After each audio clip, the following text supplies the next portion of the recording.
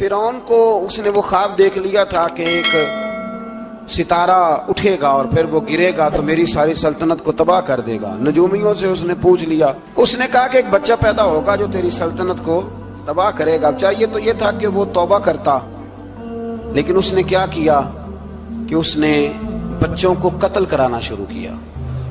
یذبحون ابناءکم، ذبح کرا دیتا تھا تمہارے بیٹوں، اور بچیوں کو وہ زندہ رکھتا تھا۔ تو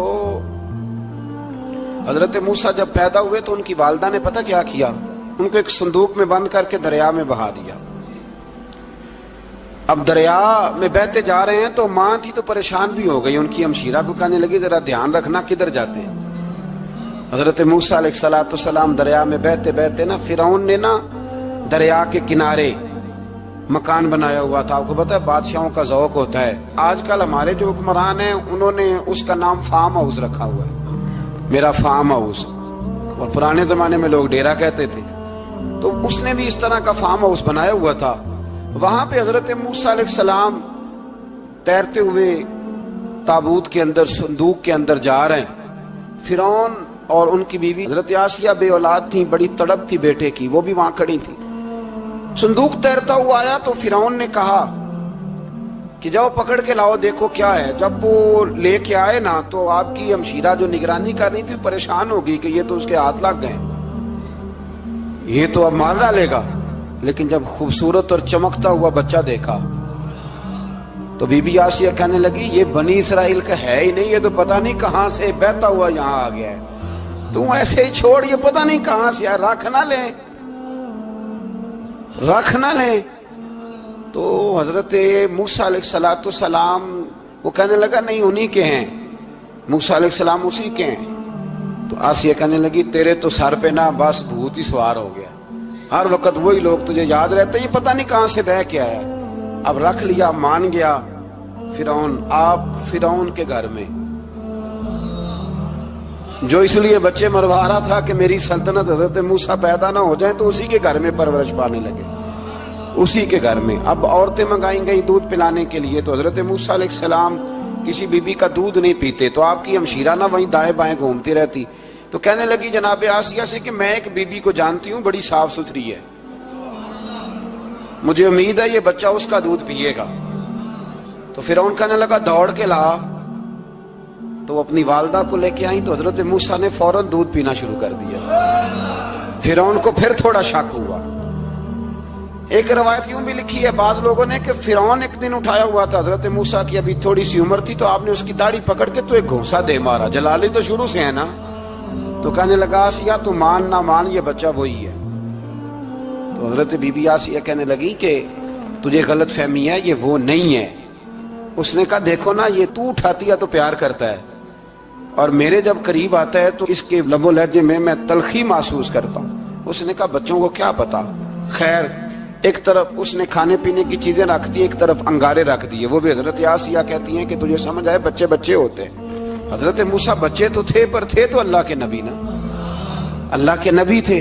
جب اس نے کہا نا یہ بچے ہیں تو حضرت موسیٰ علیہ السلام بجائے انگاروں کی طرف جانے کے، نبی تھے، وہ سیدھے کھانے پینے والی چیزوں کی طرف بڑھنے لگے۔ فرعون کہنے لگا آپ بتا۔ اللہ تعالیٰ نے حضرت جبریل کو بھیجا، انہوں نے کہا ادھر نہیں جانا آپ ادھر جائیے۔ تو آپ آگ کی طرف گئے اور ایک کوئلہ اٹھا کے زبان پہ رکھ لیا۔ تو آسیہ کہنے لگی سمجھ آئی، بچے کو کیا پتا کدھر جانا ہے کدھر نہیں جانا، اگر وہ اتنا ہی خیال ہوتا وہی بچہ ہوتا تو آگ۔ اور بعض مفسرین نے لکھا ہے یہ جو حضرت موسیٰ دعا مانگتے تھے نا رب اشرح لی صدری ویسر لی امری، یہ وہ آگ کا انگارہ جب کوئلہ منہ میں رکھا تھا نا تو اس کی وجہ سے زبان میں کچھ لکنت آ گئی، تو آپ دعا کرتے تھے کہ یا اللہ میری زبان کی وہ بند گرا کھول دے تاکہ میں کھل کے فرعون کے سامنے بات کر سکوں۔ وہیں حضرت موسیٰ پلنے لگے، وہیں پلے، وہیں جوان ہوئے، وہیں اللہ نے ساری دولتیں دی، بہن بھی ملی، ماں بھی ملی، اور سارے عزیزوں کا پیار بھی ملا۔ اسی گھر کے اندر اللہ نے پرورش کر کے فرعون کے ظلم سے بنی اسرائیل کو نجات عطا فرمائی۔ موسیٰ بھی فرعون کے گھر میں پلنے لگے، اور جب جوان ہو گئے تو فرعون کے ہاں جو ظلم ہوتا تھا حضرت موسیٰ اس پر بول پڑتے تھے، جلال فرماتے۔ تو فرعون پھر ناراض رہنے لگا، یہاں تک کہ اس نے آپ کو نکال دیا آپ تشریف لے گئے وہاں سے. تو حضرت موسیٰ ایک دن شام کے وقت دوبارہ آئے بستی میں، لوگ سوئے ہوئے تھے. تو دو آدمی، ایک بنی اسرائیل میں سے اور ایک فرعون کی اپنی قوم میں سے، وہ دونوں آپس میں جھگڑ رہے تھے. لیکن وہ جو حضرت موسیٰ کی بنی اسرائیل کی قوم کا شخص تھا، اس پر وہ قبطی، وہ جو فرعون کے قریبی لوگوں میں سے تھا، وہ ظلم کر رہا تھا اور بوجھ اٹھانے کی بات کر رہا تھا. اب اس نے حضرت موسیٰ کو پکارا کہ یہ دیکھے میرے ساتھ کس طرح کی بات کر رہا ہے. تو حضرت موسیٰ کا ارادہ بھی نہیں تھا، آپ نے بس اس کو سمجھایا. پر کچھ لوگوں کو سمجھ، تو حضرت موسیٰ نے پھر ایک مکہ مارا، ایک گھونسا مارا، صرف ایک ہی.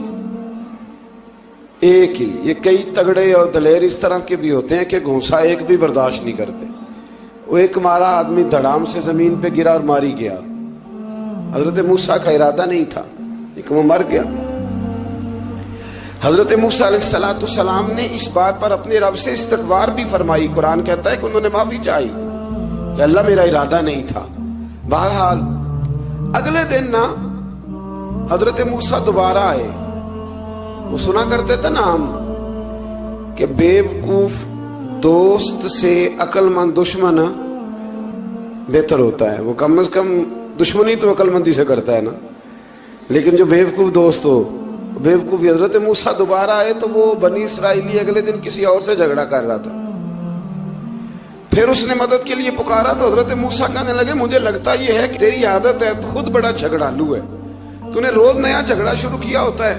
حضرت موسیٰ جب اس کی طرف بڑے نہ ڈانٹنے کے لیے تو اس نے شور کرنا شروع کر دیا. کہنے لگتا ہے جس طرح آپ نے اسے کل قتل کیا تھا مجھے بھی قتل ہی کریں گے. یہ انسانوں کا مزاج ہے کہ آپ جب تک کسی کے طبیعت کے مطابق چلیں گے وہ راضی رہتا ہے، اور ذرا آپ اس کی طبیعت سے ہٹتے ہیں تو وہ شور کرتا ہے. اس نے کہا جی آپ مجھے بھی لگتا ہے ماریں گے. حضرت موسیٰ کلیم اللہ علی نبینا علیہ السلام کے بارے میں جب اس نے شور کیا تو بات پھر فرعون کے دربار تک گئی. وہ تو پہلے ہی بہانہ تلاش کر رہا تھا. اس نے کہا ڈھونڈو پکڑو اور معاذ اللہ شہید کریں گے. کسی نے آ کے خبر دی کہ آپ جہاں سے ہجرت کر جائیں، اس لیے کہ آپ کے لیے یہاں حالات درست. اور بھائی یہ چھوڑ دیا کریں بات کہ فلاں آدمی کے حق میں فلاں جگہ حالات کیسے خراب ہوئے، تو نبی کریم علیہ السلام مکہ چھوڑ کے کیوں آئے؟ حضرت موسیٰ علیہ السلام نے ہجرت کیوں فرمائی؟ یہ ایک ایسی عجیب بحث ہے جس کو لوگ بلا وجہ چھوڑ دیتے، بلا وجہ چھیڑ دیتے. اور بالخصوص ایک خاتون نے ایک دفعہ مجھے پیغام دیا تو میں بڑی اس کی بات سن کے مجھے عجیب لگا. وہ کہنے لگی کہ دوسری جگہ میری شادی ہوئی ہے، مجھے طلاق ہو گئی تھی، تو مجھے ایک تانا روز سننے کو ملتا ہے تو اتنی اچھی ہوتی تو وہاں نہ رہ لیتی. تو بھئی یہ کوئی تانے والی بات ہے؟ کوئی ضروری ہے کہ بیوی غلط ہوتی ہے تو طلاق ہوتی ہے؟ اللہ کے محبوب علیہ السلام کی دو صاحبزادیوں کو ابو لہب کے دو بیٹوں نے طلاق بھیج دی تھی. کس کی غلطی تھی؟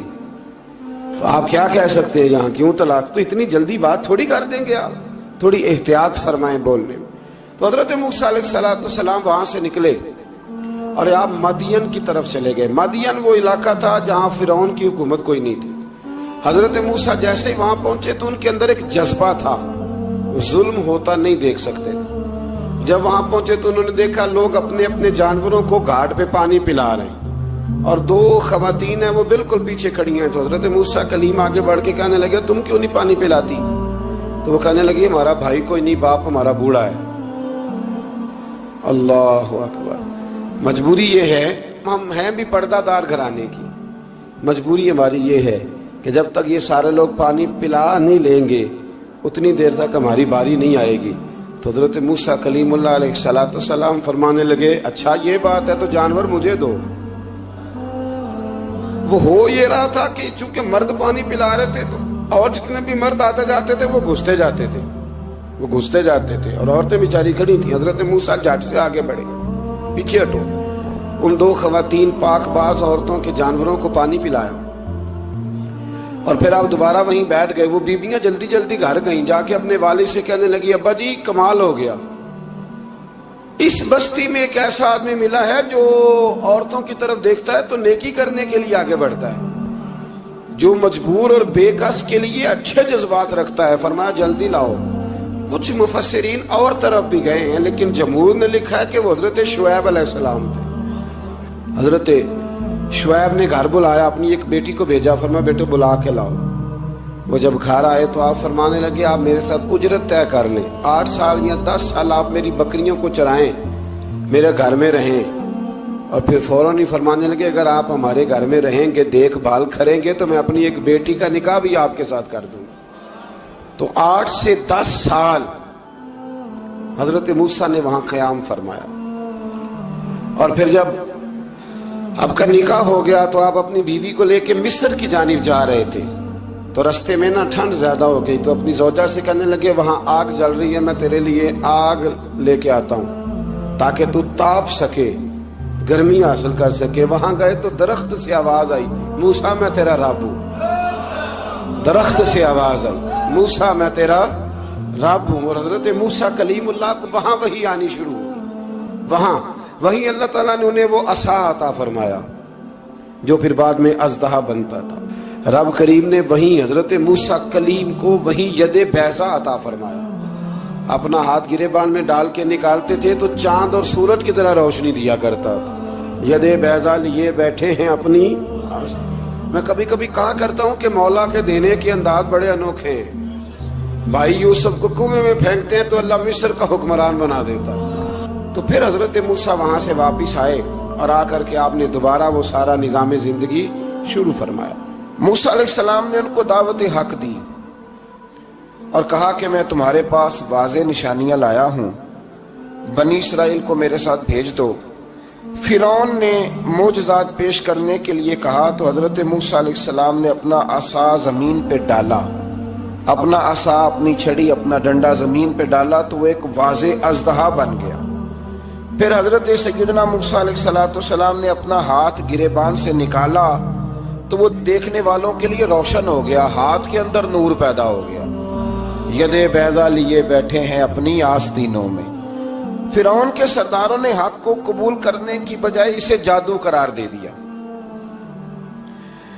اور کہا کہ یہ تمہیں اپنے ملک سے نکالنا چاہتا ہے۔ انہوں نے کہا اس معاملے کو ذرا ڈھیل دو اور جادوگروں کو جمع کرو۔ جادوگر آئے، انہوں نے فرعون سے کہا کہ ہم حضرت موسیٰ کے مقابلے میں جادو تو دکھائیں گے معاذ اللہ، لیکن اگر ہم غالب آ گئے تو پھر ہمارا انعام کیا ہوگا؟ سودا پہلے طے کر رہے ہیں، کیا انعام ملے گا؟ اس نے کہا کہ اگر تم غالب آ گئے تو میں تمہیں اپنا قریبی بنا لوں گا۔ بادشاہوں کا قریبی ہونا بھی تو بڑی بات ہے نا، لوگ بڑے پاپڑ بیلتے ہیں قریبی ہونے کے لیے۔ اور یہ جو قریبی ہوتے ہیں نا، بالخصوص جو بادشاہوں کے قریبی ہوتے ہیں، بادشاہوں کی تباہی کا سبب بھی یہی لوگ ہی بنتے ہیں۔ یہ ان کو روز خبر دیتے ہیں کہ سب اچھا ہے، سب اچھا ہے۔ اور دنیا کے زیادہ تر حکمران انہی لوگوں کی وجہ سے تباہ ہوتے ہیں، کیونکہ ان کا خود عوام سے رابطہ نہیں رہتا۔ اگر وہ خود عوام کے ساتھ ڈائریکٹ رابطہ کریں تو شاید انہیں اچھی اور صاف ستھری چیزیں سمجھنے کو مل جائیں۔ خیر، جادوگروں نے جب کہا ہمیں کیا دو گے تو اس نے کہا تمہیں قریبی بنا لوں گا۔ جادوگروں نے موسیٰ علیہ السلام سے کہا کہ آپ پہل کریں گے یا ہم پہل کریں؟ تو موسیٰ علیہ السلام نے کہا تم پہل کرو۔ جب جادوگروں نے اپنی رسیاں زمین پہ ڈالیں تو لوگوں کی نگاہوں کو سحر زدہ کر دیا، جادو کر دیا اور انہیں ڈروا دیا۔ انہوں نے کہا یہ تو بڑا جادو لے آئے۔ اللہ تعالیٰ نے حضرت موسیٰ علیہ السلام کو حکم دیا کہ آپ بھی اپنا عصا زمین پہ ڈالیں۔ ان کی رسیاں سانپ بن گئی تھی نا، دراصل وہ سانپ بنی نہیں تھی، لوگوں کی آنکھوں پر جادو ہو گیا تھا، انہیں سانپ نظر آ رہا تھا۔ فرمایا آپ بھی اپنا عصا زمین پہ ڈالیں۔ وہ عصا سانپ بنا اور جادوگروں کی ساری چیزوں کو نگل ہی گیا۔ ان کی بہت ساری رسیاں سانپ بنی تھی، ان کا ایک ہی عصا سانپ بنا اور سب کو نگل گیا۔ اس طرح کے معجزے کی حقانیت اور جادوگروں کا بطلان ثابت ہوا اور فرعونی رسوا ہو گئے۔ جادوگر سجدے میں گر گئے اور اللہ پر ایمان لے آئے۔ فرعون نے انہیں دھمکی دی کہ تم میری اجازت کے بغیر ایمان لے آئے ہو، میں تمہارے ہاتھ اور پاؤں مخالف سمت سے کاٹ دوں گا، یعنی الٹا ہاتھ کاٹ دوں گا، سیدھا پیر کاٹ دوں گا، میری بغیر اجازت ایمان لے آئے ہو، اور تمہیں سولی پہ بھی چڑھوا دوں گا۔ انہوں نے کہا کہ ایمان لانے کی پاداش میں تم ہمیں سزا دینا چاہتے ہو؟ پھر انہوں نے اللہ تعالیٰ سے صبر اور استقامت کی دعا کی۔ اس کے بعد فرعون نے بنی اسرائیل کے بیٹوں کو قتل کرنے کی اور بیٹیوں کو زندہ چھوڑنے کا حکم دے دیا۔ موسیٰ علیہ السلام نے قوم کو صبر کی تلقین کی اور کہا کہ نیک انجام اہل تقوی کے لیے۔ یہاں ایک لطیف بات ہمارے صوفیاء نے بھی لکھی ہے۔ صوفیاء کہتے ہیں کہ فرعون نے کلمہ نہیں پڑھا پر جادوگر کلمہ پڑھ گئے۔ وہ کس طرح کلمہ پڑھ گئے؟ تو کہنے لگے دراصل انہوں نے آتے ہی حضرت موسیٰ کا ادب بڑا کیا تھا۔ جادوگر حضرت موسیٰ کے مقابلے میں آ کے بھی ان سے کہتے ہیں کہ رسیاں آپ پہلے ڈالیں گے کہ ہم ڈالیں؟ آپ اصحاب پہلے رکھیں گے کہ ہم رکھیں؟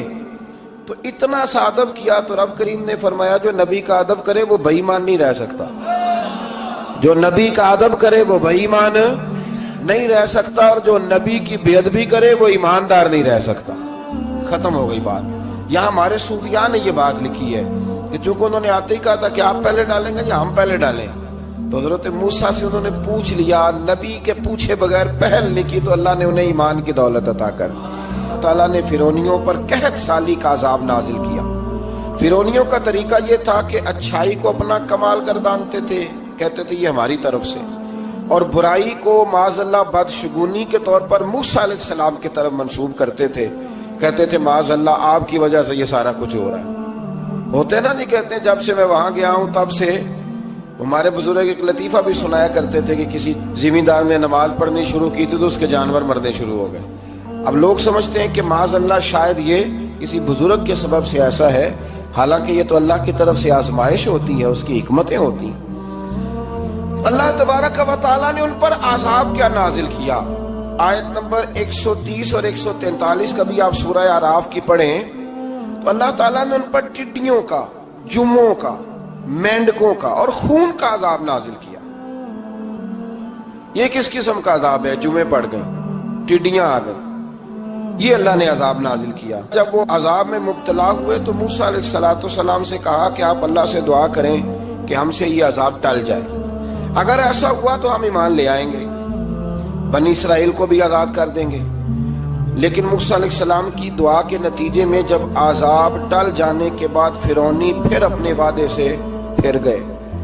بنو قریظہ والوں نے بھی کئی دفعہ حضور سے وعدے کیے پر اپنے وعدوں پر قائم۔ ایک بات آپ سے یہاں روک کے عرض کر دوں، ہم بھی کئی دفعہ کہتے ہیں ذرا بریک کبھی گاڑی کی نہیں نہ لگتی تو ہم ارادہ کرتے ہیں کہ آج سے ہی نماز شروع کر دینی، ذرا طبیعت زیادہ لیل ہوتی ہے تو ارادہ کرتے ہیں نا کہ بھائی آج کے بعد ہم نے نیک، پھر کیا ہوتا ہے شفا ہو گئی تو چھٹی ہو گئی۔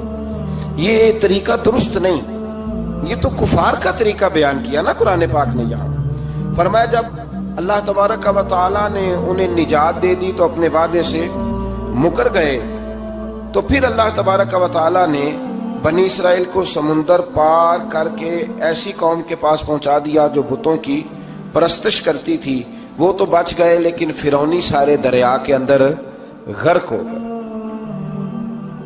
حضرت موسیٰ علیہ السلام سے کہنے لگے کہ ہمارے لیے بھی یہ خدا بنا دیجئے۔ حضرت موسیٰ علیہ السلام نے فرمایا بت پرستی کرنے والے جاہل ہیں۔ یہ بت پرست قوم کے پاس جب گئے نا بنی اسرائیل والے، بت پوجتے ہوئے دیکھا تو کہنے لگے ہمارے لیے بھی سامنے بنا کے رکھ دو۔ فرمایا یہ تو جاہل ہے، تم انہیں دیکھ کے اثر قبول کر رہے ہو، اور اپنی جاہلیت کے باعث یہ ہلاک ہونے والے بھی ہیں۔ پھر اللہ تعالیٰ نے بنی اسرائیل پر اپنی نعمتوں کا ذکر فرمایا، اور موسیٰ علیہ السلام نے اپنی قوم میں ہارون علیہ السلام کو اپنا جانشین فرمایا اور کوہ طور پر تشریف لے گئے۔ اللہ نے فرمایا وہاں آ جائیں، میں آپ کو تورات عطا کرتا ہوں۔ 40 دن کا یہ عرصہ تھا۔ موسیٰ علیہ السلام نے وہاں پہ جا کے، وہ سارا واقعہ بھی انہی آیات میں ہے کہ حضرت موسیٰ نے عرض کیا تھا کہ رب ارنی، یا اللہ میں تجھے دیکھنا چاہتا ہوں، تو فرمایا لن ترانی، تو نہیں دیکھ سکتا۔ وہ بھی یہاں اللہ نے ذکر فرمایا۔ پھر اللہ تعالیٰ نے اپنی ایک تجلی جب کوہ طور پہ ڈالی تو حضرت موسیٰ علیہ السلام تاب نہ لا سکے اور بے ہوش ہو گئے، اور پہاڑ بھی ریزہ ریزہ ہو گیا۔ اس کا ذکر بھی اللہ نے انہی آیات میں فرمایا۔ آیت نمبر 144 سے 155 تک حضرت موسیٰ علیہ السلام کو رسالت عطا کرنے، کلیم اللہ کا منصب عطا کرنے، تورات عطا کرنے کا ذکر ہے۔ آگے چل کے بتایا کہ جو متکبر لوگ ہیں نا وہ آیات الہیہ سے منہ پھیرتے ہیں، اور جو لوگ اللہ کی آیات اور قیامت کو جھٹلاتے ہیں ان کے اعمال باطل ہیں۔ پھر موسیٰ علیہ السلام کے کوہ طور پر قیام کے عرصے میں بنی اسرائیل کے زیورات سے بچڑا بنا کر اسے معبود بنانے کا ذکر ہے۔ ان میں ایک جادوگر تھا سامری، سنا ہے سلالہ میں اس کی قبر ہے۔ حضرت موسیٰ کوہ طور پہ چلے گئے تو اس نے پیچھے سے سونے کا ایک بچڑا بنا لیا، اس میں سونے کی تاریں اس کے منہ میں لگائیں، ہوا چلتی تھی تو بجتی تھی۔ اتنے کمزور عقیدے کی یہ قوم تھی کہ انہوں نے فٹافٹ ماننا شروع کر لی، فٹافٹ ماننا، کہنے لگے یہ ٹھیک ہے۔ چنانچہ موسیٰ علیہ السلام جب واپس آئے تو قوم پر غصے اور افسوس کا اظہار فرمایا اور کہا میرے پیچھے تم نے ایسا برا کام کیا ہے۔ انہوں نے تورات کی تختیاں بھی زمین پہ ڈالی اور اپنے بھائی ہارون علیہ السلام کا سر پکڑ کے اس سے جواب طلبی کی۔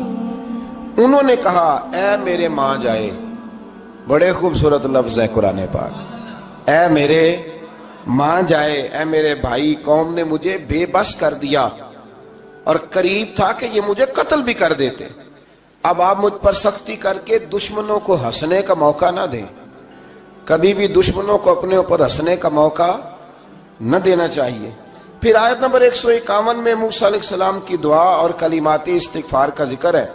آگے چل کے بتایا کہ غصہ ٹھنڈا ہونے پر موسیٰ علیہ السلام نے تورات کی تختیوں کو اٹھایا جن کی تحریر میں اللہ سے ڈرنے والوں کے لیے ہدایت اور رحمت کی بشارت تھی۔ آیت نمبر 156 سے لے کر 158 تک میں موسیٰ علیہ السلام کی دعا کا ذکر ہے، جس میں انہوں نے اپنی قوم کے لیے اللہ تعالیٰ سے دنیا اور آخرت کی بھلائی مانگی۔ اللہ تعالیٰ نے فرمایا یہ کامل نعمت میں ان لوگوں کو عطا کروں گا جو ایمان کے ساتھ تقوی بھی اختیار کریں گے۔